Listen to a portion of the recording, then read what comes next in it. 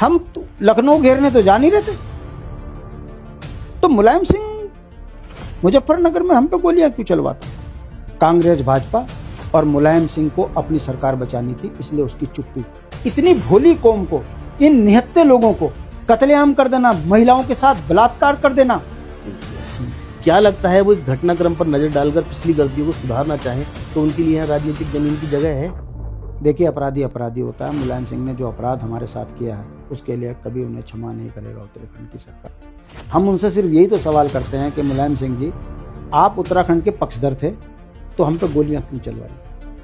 आपकी धरती पे हमारे ऊपर यह कत्लेआम क्यों हुआ? हम नागनाथ और सांपनाथ को सरकार कभी बनने नहीं देंगे। उत्तराखंड में राज्य आंदोलन लड़ के लिया है, 42 शहादतों के बाद राज्य बनाया है। भारतीय जनता पार्टी सनातन विरोधी कार्यक्रम क्यों कर रही है? चंद पूंजीपतियों की पार्टी बन के रह गई है। शायद भारतीय जनता पार्टी उस उद्देश्य को पूर्ण करने में सक्षम होगी। एक अनुभव ये कहता है कि व्यक्ति राजनीति में एक गलती करता है, पूरा खानदान भुगतता है। आखिर ऐसा क्या कारण है भारतीय जनता पार्टी का कि ये रोजगार भी बेच रही है, ये संपदाओं को लूट रही है, SIR कराकर वोटों को खत्म कर अपने लोगों के वोट पढ़ाए जा रहे हैं। जिस व्यक्ति से हाई स्कूल ढंग से न हुई हो, वो 800-900 करोड़ के घोटाले में घुस गया जी। कोई जनप्रतिनिधि बिना काम के ये कहता है कि अगले 10 साल तक हम नहीं हटते। जिस दिन भारतीय जनता पार्टी की सरकार देश से, राज्य से हटी जी, मैं दावे के साथ कह रहा हूँ, इनका नाम लेने वाला न राज्य में न देश में मिलेगा। पिटते रहे, मरते रहे, मगर हमने लक्ष्य नहीं छोड़ा। और अंततोगत्वा जो राज्य विरोधी थे, भाजपा भी थी, कांग्रेस भी थी, घुटनों में आई, उसका मोहम्मद दीपक बनना आपको गलत लगता है तो भगत सिंह की सोच। भगत सिंह ने तो अपने आप को कभी सरदार नहीं कहा। चप्पा चप्पा खाजपा किया, उसके बाद 5 किलो राशन, 14 बच्चे वही ले जा रहे। तो आपको कहाँ लगता है कि मुसलमान विरोधी पार्टी है? उन्होंने कहा था सहारनपुर को उत्तराखंड में मिलाऊंगा, मेरे दिल का सपना है। बताओ, हर भाजपा के बड़े नेता की बहू मुसलमान है, इसलिए मुलायम सिंह को उत्तराखंड के अंदर दरिंदा कहते हैं। और वहां पर जो फिर गोलीबारी हुई, जो हमारे माँ बहनों के साथ हुआ, वो किसी से छुपा तो नहीं है। नमस्कार, आप देख रहे हैं उदय प्रभात न्यूज। दोस्तों, जैसा कि आप सभी को मालूम है, उत्तराखंड में विधानसभा चुनाव नजदीक हैं। अब चुनाव की बात करते हैं तो अभी कुछ दिन पूर्व ही बिहार में भी चुनाव हुए थे। वहां पर NDA के द्वारा पूर्ण बहुमत से सरकार बनाई गई है, BJP और JDU के गठबंधन के साथ। उस चुनाव में एक मुख्य चीज निकल कर आई, सोशल मीडिया पर बहुत चर्चा का विषय रहा, तरह तरह के वीडियो वायरल हुए उसको लेकर, और उसमें मुख्य विषय बताया गया है कि 10-10 हजार रुपए बांटकर वहां पर वोट खरीदे गए हैं। क्या NDA की सरकार बाकी राज्यों में भी इस तरह के प्रयोग करके अपनी सरकार बनाना चाहती है? क्या हासिल करना चाहती है? ये मुख्य चर्चा का विषय है। इस चर्चा के लिए आज हमारे साथ UKD से शांति प्रसाद भट्ट जी मौजूद हैं। बहुत बहुत स्वागत है सर आपका। सर, बीते सप्ताह आपने अपनी फेसबुक वॉल से कुछ पोस्ट लिखी थी जी, जिसमें से आपने किसी भारतीय जनता पार्टी के नेता, किसी कार्यकर्ता पर आरोप लगाया था कि उन्होंने कहा है कि 10-10 हजार रुपये बांटकर यहाँ पर भी हम अपनी सरकार बनाएंगे। क्या कहना है आपका इस बारे में? देखिए, भारतीय जनता पार्टी निश्चित रूप से संगठनात्मक रूप से बहुत बड़ी पार्टी है, इसमें कोई दो राय नहीं है। और भारतीय जनता पार्टी उत्तराखंड में जिस तरीके से जन विरोधी कार्य कर रही है, आज उस पार्टी की छवि बहुत खराब है। ऐसे में गाहे बगाहे जब बात उठकर आती है कि भारतीय जनता पार्टी सनातन विरोधी कार्यक्रम क्यों कर रही है, क्यों उत्तराखंड के बच्चों के रोजगार को छीन रही है, क्यों ऐसे काम कर रही है जो उनकी तासीर के बिल्कुल खिलाफ है जी, जब इसके मूल में जाते हैं तो पता चलता है कि भारतीय जनता पार्टी चंद पूंजीपतियों की पार्टी बन के रह गई है। जिन बुनियादी चीज़ों के लिए जनता ने उनको वोट भर भर के दिया, उम्मीद थी कि सनातन धर्म की रक्षा करेगी, मंदिरों के इर्द गिर्द स्वच्छ वातावरण बनाएगी, उत्तराखंड को शराब मुक्त करेगी, और क्योंकि यह सर्विस क्लास स्टेट है, यहाँ के प्रत्येक परिवार को सेना से जोड़ने का काम करेगी, स्वरोजगार देने का काम करेगी, ताकि उत्तराखंड से पलायन रुके, गांव विकास से जुड़े। और जिस उद्देश्य के लिए राज्य मांगा गया है, शायद भारतीय जनता पार्टी उस उद्देश्य को पूर्ण करने में सक्षम होगी। इसीलिए भारतीय जनता पार्टी को भर भर कर जनता ने वोट दिया। जी भट्ट जी, मैं आपकी बात बीच पे रोकना चाहूंगा। अभी 2 दिन पहले हमने धर्मपुर से विधायक विनोद चमोली जी का साक्षात्कार किया था जी। उस साक्षात्कार के बीच उन्होंने ये दावा किया था कि आने वाले 10 साल अभी किसी पार्टी के लिए कोई गुंजाइश नहीं है। तो क्या माना जाए वो 10,000 वाला प्रयोग उत्तराखंड में भी किया जाएगा? क्या ये माना जाए कि बीजेपी साम दाम दंड भेद की राजनीति कर रही है, सारे हथकंडे अपना रही है? क्या कहना है आपका इस बारे में? बहुत सही बात आपने करी है। मेरा भी करीबन 40-42 साल का राजनीतिक अनुभव ये कहता है कि व्यक्ति राजनीति में एक गलती करता है, पूरा खानदान भुगतता है। पार्टियों ने एक गलती करी, चाहे कांग्रेस का उदाहरण ले लीजिए, बोफोर्स का देख लीजिए, भ्रष्टाचार का देख लीजिए, आज कांग्रेस घुटनों में है, जनता उनको बिल्कुल भी पसंद नहीं कर रही है।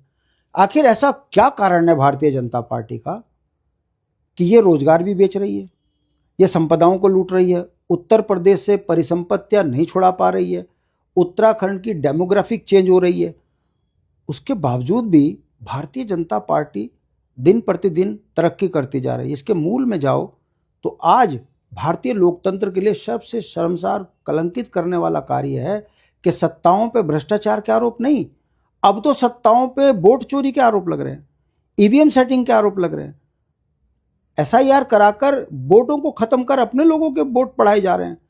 एक व्यक्ति 4-4, 5-5 स्टेटों में वोट देने जा रहा है और उनकी संख्या 40-45 लाख है।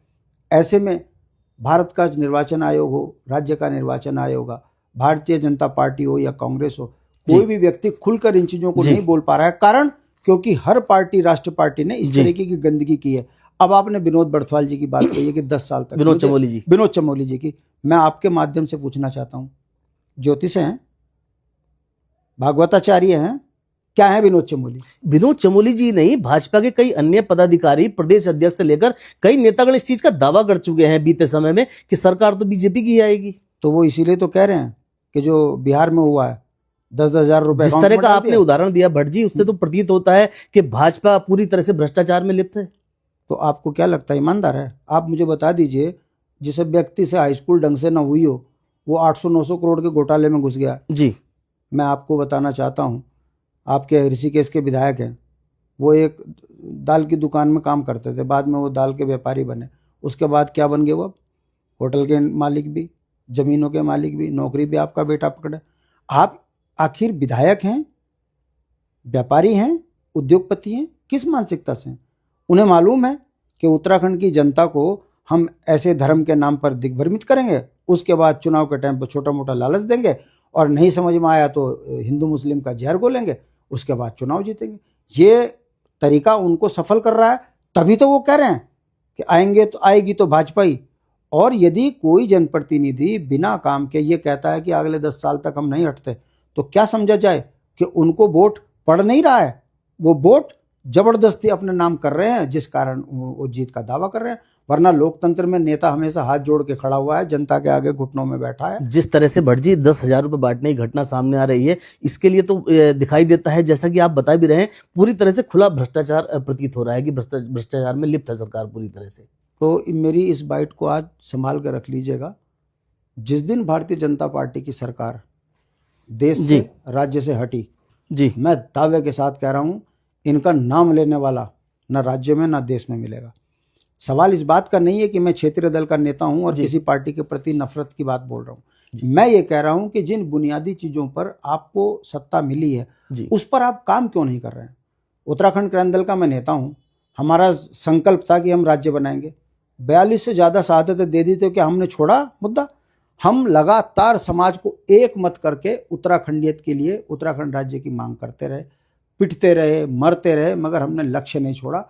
और अंत तो गत्वा जो राज्य विरोधी थे, भाजपा भी थी, कांग्रेस भी थी, घुटनों में आई जी, हमको 9 नवंबर को राज्य बना के दिया जी। अब हम ये कहते हैं कि ये कैसा राज्य दे दिया हमको कि 26 राज्य विरोधी संशोधन, जल जंगल जमीन पे अधिकार नहीं, हमारा कोई कानून नहीं, हमारी बोली भाषा पे काम नहीं हो रहा है, नौजवान बच्चों के रोजगार बिक रहे हैं।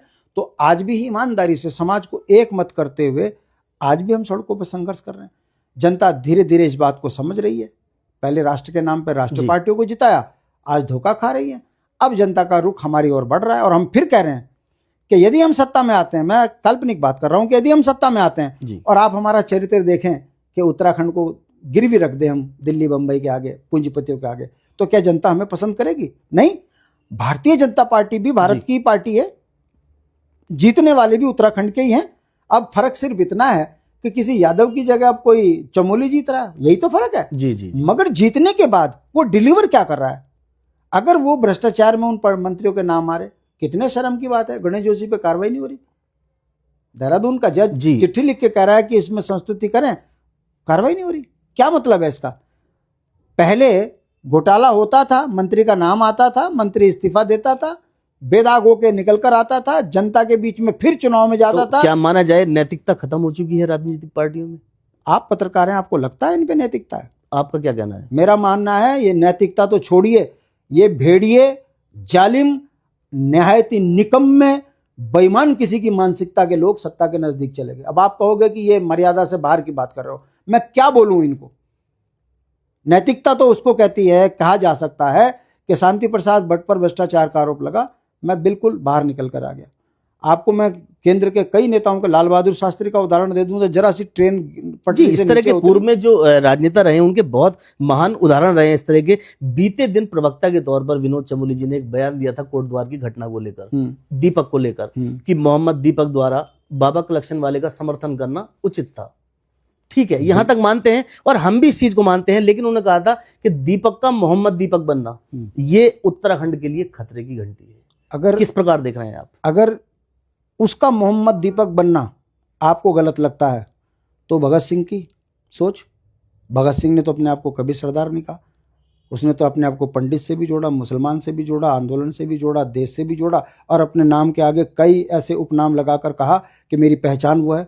तो भारत की एकता और अखंडता के लिए यदि आप और मैं मिलकर किसी काम को कर रहे हैं तो मैं उसमें लाइन खींचने वाला कौन हूँ?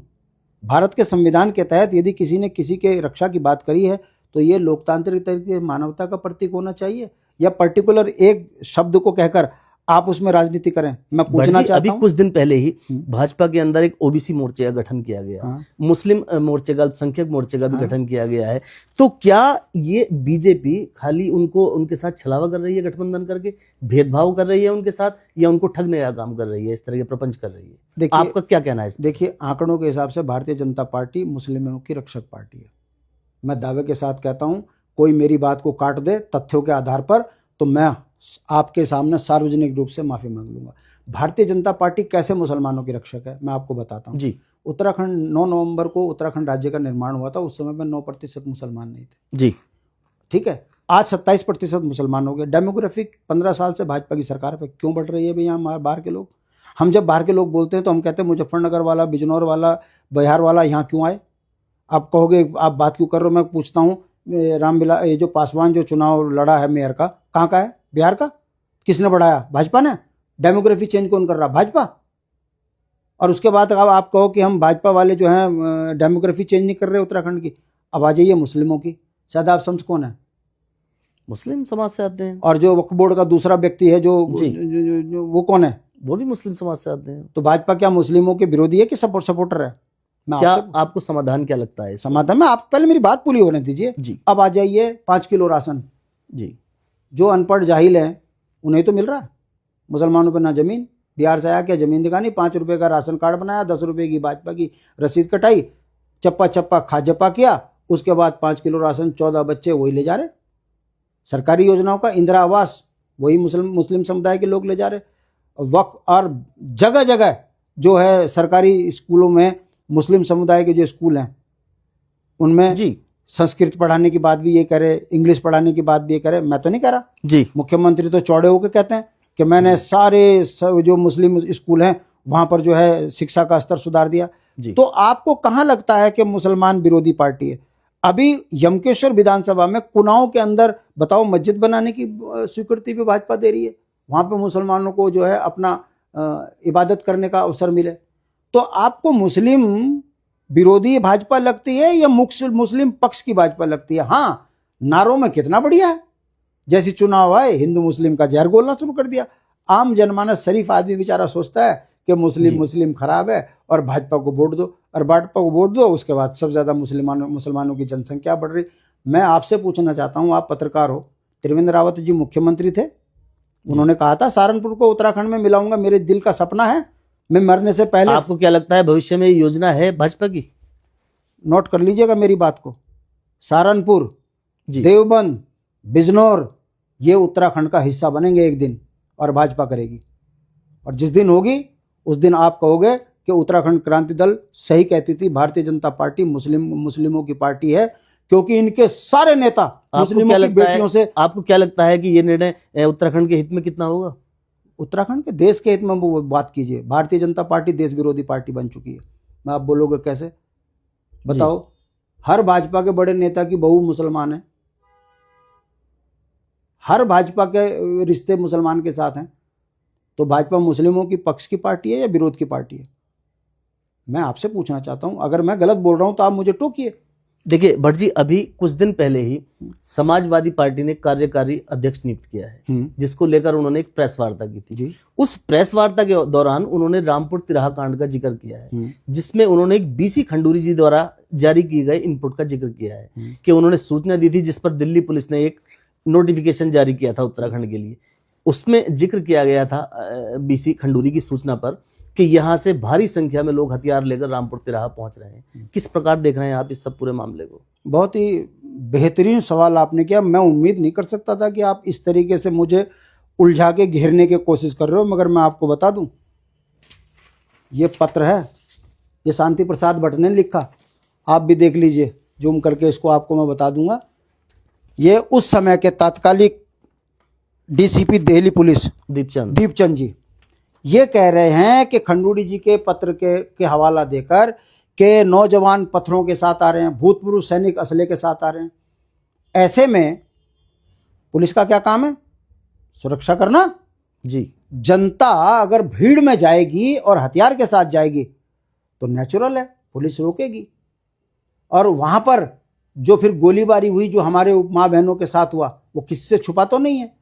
अगर समाजवादी पार्टी के नेता सचान जी ने जो बात कही है, बात तो सही कही है। मैं आपसे पूछना चाहता हूं, आप पत्रकार हैं, उत्तराखंड राज्य आंदोलनकारी माननीय काशी सिंह एरी जी के नेतृत्व में, इंद्रमणि बडोनी जी के नेतृत्व में दिल्ली सरकार से जा रहे थे ना। दिल्ली में तो कांग्रेस की गवर्नमेंट थी जी। ये दोनों नागनाथ सांपनाथ कैसे हैं, मैं इस चीज को क्लियर कर दूं आपको। दिल्ली में बैठी हुई थी, कांग्रेस की गवर्नमेंट थी, नरसिम्हा राव साहब जी। हम तो लखनऊ घेरने तो जा नहीं रहे थे, तो मुलायम सिंह मुजफ्फरनगर में हम पे गोलियां क्यों चलवाता? आपको हम कहते हैं कि भाजपा कांग्रेस मिले हुए हैं, एक हैं। उत्तराखंड में सारे कांग्रेस के मुख्यमंत्री बने हुए, भाजपा कहां है? सुनिए मेरी बात को करने ना, पहले मुझे एक बात कंप्लीट करनी थी। जब बात का फिर तत्व खत्म हो जाएगा जो मैं कहना चाह रहा हूं जी। मैं कह रहा हूं भाजपा कांग्रेस एक है। यहां भाजपा में सारे कांग्रेस के मुख्य बने हुए मंत्री सारे एक हैं, इसका मतलब दोनों। अब मैं आपसे पूछना चाहता हूं, भुवन चंद खंडूरी सेना पृष्ठभूमि के व्यक्ति, प्रशासनिक सेवा में सबसे टॉप पोस्ट पे जनरल रहे, वो क्या नहीं जानते थे कि मैं एज ए सांसद यदि ऐसी चिट्ठी लिखूंगा कि भूतपूर्व सैनिक असले के साथ आ रहे हैं होगा उस पर, तो उस पर क्या एक्शन होगा? जानते नहीं थे। ये सुनियोजित था। भाजपा और कांग्रेस नहीं चाहती थी उत्तराखंड बने, इसलिए उत्तराखंड की भोली जनता को डराने के लिए कत्लेआम रामपुर तिराहा। कौन जिम्मेदार है उन कत्लेआम, उन दुख भरी घटनाओं के लिए जो वहां पर जो पटकथाएं उस समय लिखी गई थी? कांग्रेस, भाजपा और मुलायम सिंह को अपनी सरकार बचानी थी, इसलिए उसकी चुप्पी। यदि मुलायम सिंह बोलता ये गोली मैंने नहीं, इसमें मुझे नरसिम्हा राव का इशारा था, इसमें मुझे भाजपा का इशारा था, मुझे अपनी सरकार बचानी थी, तब ये गोली कांड हुआ, तो हमें लगता कि रामपुर तिराहा में मुलायम सिंह दोषी ना होते। हम दोषी पर्सन नंबर 1 दोषी मुलायम सिंह को इसलिए मानते हैं कि तुम्हें सरकार बचाने की प्राथमिकता बड़ी थी, इसलिए हमको कुचल दिया, इसलिए हम मुलायम सिंह को उत्तराखंड के अंदर दरिंदा कहते हैं। भट्ट जी, एक प्रश्न और लेना चाहूंगा। क्या आपको लगता है ये इनपुट अगर जारी नहीं होता, वहां दिल्ली से सूचना नहीं आती, तो क्या यह घटना होने से रुक सकती थी? मैं फिर वही बात कह रहा हूं, शांतिपूर्ण आंदोलन, हमारा आंदोलन बीबीसी लंदन ने, इंटरनेशनल अखबारों ने कहा है कि अगर भारत में जाकर देखिए, गांधी का अगर कहीं कोई चेहरा है तो इंद्रमणि बडोनी है। हम शांत लोग हैं, देशभक्त लोग हैं, इस देश के लिए गर्दन कटवाने वाले लोग हैं। इतनी भोली कौम को, इन निहत्ते लोगों को कत्लेआम कर देना, महिलाओं के साथ बलात्कार कर देना, क्या ये शोभा देता है लोकतंत्र में? मैं कहता हूं कांग्रेस और भाजपा नागनाथ और सांपनाथ है, उसके पीछे कारण है, इन 25 सालों में किसी प्रधानमंत्री ने लोकसभा में, राज्यसभा में उत्तराखंड के इस जघन्य हत्याकांड में, वो भी तब 2 अक्टूबर गांधी जयंती, मानवता का प्रतीक का दिन, और पहाड़ियों पर गोली। बता दीजिए आप, किसी सांसद ने संसद में हल्ला ये कहा हो कि हमसे गलती हुई है, कांग्रेस ने माफी मांगी हो, भाजपा ने माफी मांगी हो, तो मैं हाथ जोड़ के कह दूंगा। इसके लिए, इस घटना के लिए पूर्ण रूप से आप प्रत्यक्ष दोषी किसको मानते हैं? कांग्रेस, भाजपा और मुलायम सिंह नंबर 1। मुलायम सिंह को अपनी परिधि में ये गोलीकांड के लिए बिल्कुल भी जो है अडिग हो जाना चाहिए था। उसको अपने क्षेत्र से प्रोटोकॉल के तहत उसे गाजियाबाद से बाहर कर देना चाहिए था। दिल्ली सरकार जाने, सांसद दिल्ली का था, भारत उत्तराखंड के सांसद दिल्ली के लिए थे, वो गाजियाबाद के बाद जो चलवाता। लेकिन भट्ट जी, इस पूरे घटनाक्रम पर अगर बारीक नजर डालें तो इसमें भाजपा और कांग्रेस पर कुछ आरोप नहीं आते, प्रत्यक्ष तौर पर समाजवादी पार्टी और मुलायम सिंह को दोषी ठहराया गया है आज तक। उसका क्या मानना है आपका? उसका कारण बताता हूं जी।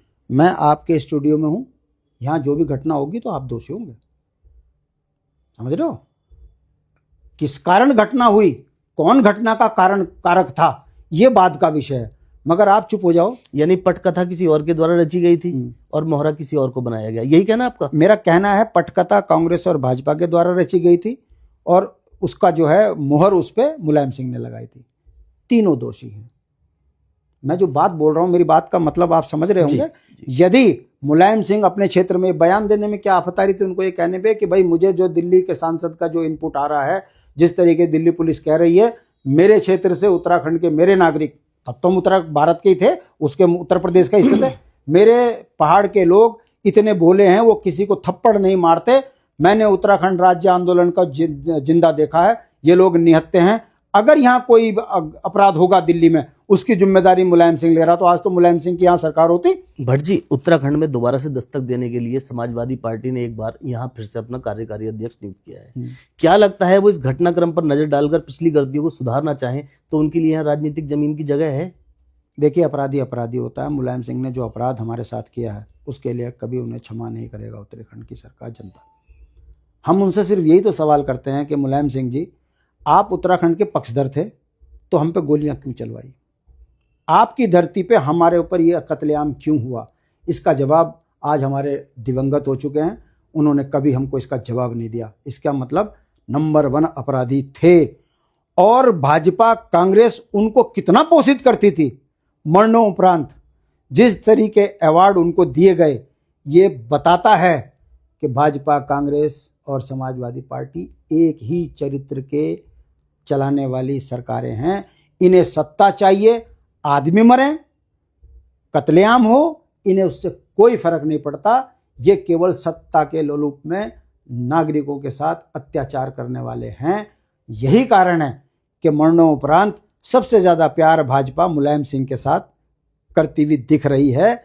जनता समझ रही है कि पहाड़ी सीधे हैं, ईमानदार हैं, इसलिए इनको कुचल कर, इनके आगे झूठ परोस कर आप सत्ता में जिंदगी भर राज करोगे, ऐसा नहीं है।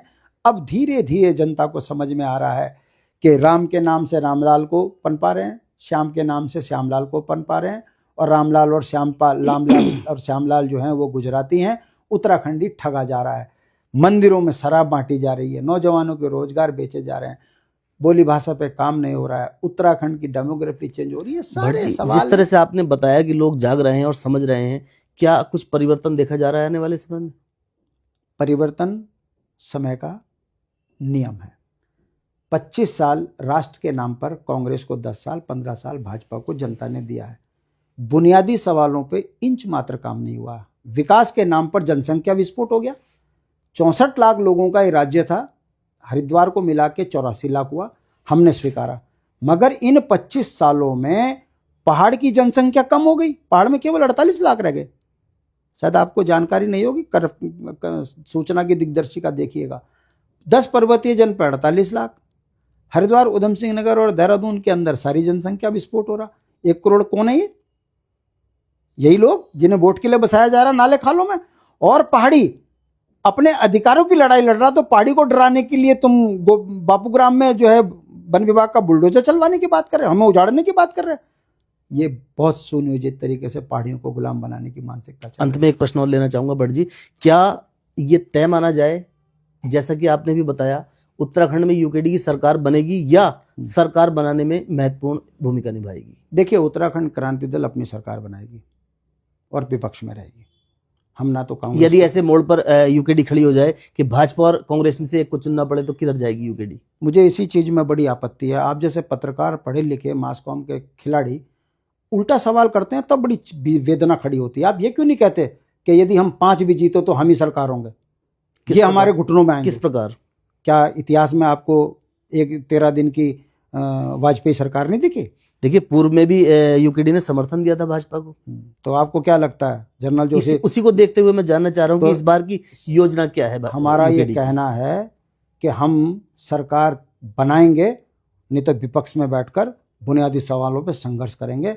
हम नागनाथ और सांपनाथ को सरकार कभी बनने नहीं देंगे उत्तराखंड में, यदि हमारी ताकत जनता ने हमको इस तरह की दी। बड़ा क्लियर क्रिस्टल विजन है हमारा। हम सरकार बनाएंगे या फिर विपक्ष में बैठेंगे, और वो हमारे बुनियादी मुद्दे वही हैं जिन्होंने इस राज्य को 1 लाख करोड़ के कर्ज में डुबाया है, जिन्होंने अपने रिश्तेदारों को गलत तरीके से नौकरियों पर लगाया है। एक एक को चुनेंगे, किसी को सुद्धो वाला तो किसी को खाली सैंड में भरेंगे।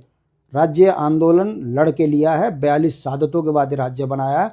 हम आज भी अपने शहीदों के आगे जब हम उनकी पूजा करते हैं श्राद्धों के समय पर, रोते हैं, शर्मिंदगी महसूस करते हैं कि आपके सपनों का उत्तराखंड अभी तक नहीं बना है।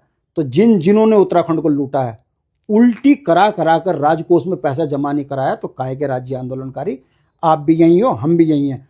उत्तराखंड की तासीर अगर कोई बचा सकता है तो वो उत्तराखंड क्रांति दल के सिर फिरे लोग, जिन्होंने मरने से नहीं डरा, अपने सिद्धांत से नहीं भटके, सत्ता के नजदीक जाएंगे तो उत्तराखंड को चमन बनाएंगे, सांस्कृतिक रूप से, सामाजिक रूप से, आर्थिक रूप से मजबूत बनाएंगे। गांव को सड़क, स्वास्थ्य, शिक्षा, बिजली, पानी, रोजगार, स्वरोजगार से जोड़ेंगे और उत्तराखंडियत के लिए काम करेंगे। गांव घर शराब, हर घर शराब, घर घर भांग, हर घर भांग, इसके खिलाफ एक मुहिम चलाएंगे। उत्तराखंड को देवभूमि बनाएंगे, ये हमारी मानसिकता है। आप ईमानदारी से इंतजार कीजिए। हम 25 सालों में बहुत अपमानित हुए, बहुत लुटे, बहुत पिटे, बहुत मुकदमे झेले, जेल गए, हमने तब भी मुद्दे नहीं छोड़े। तो आप समझ सकते हो हमारी तासीर में उत्तराखंडियत किस तरह भरी है। इंतजार कीजिए, अगला 27 उत्तराखंड की जनता का होगा और उत्तराखंड की जनता की सरकार होगी, और आपको ये भेड़िए अपने सुरक्षित जगहों पे दिखेंगे। इनके लिए सुरक्षित स्थान खालिसैंण जेल है, और इन्होंने अपने लिए जेल जाने के पूरे रास्ते बुने हैं। उत्तराखंड बचेगा तो उत्तराखंड क्रांति दल से बचेगा। अभी आप सुन रहे थे शांति प्रसाद भट्ट जी को, और उदय प्रभात के साथ समय देने के लिए आपका बहुत बहुत धन्यवाद। कल अगले कार्यक्रम में फिर किसी चेहरे के साथ, फिर किसी नए मुद्दे के साथ आपके साथ हम जुड़ेंगे। जब तक के लिए आप देखते रहें उदय प्रभात न्यूज।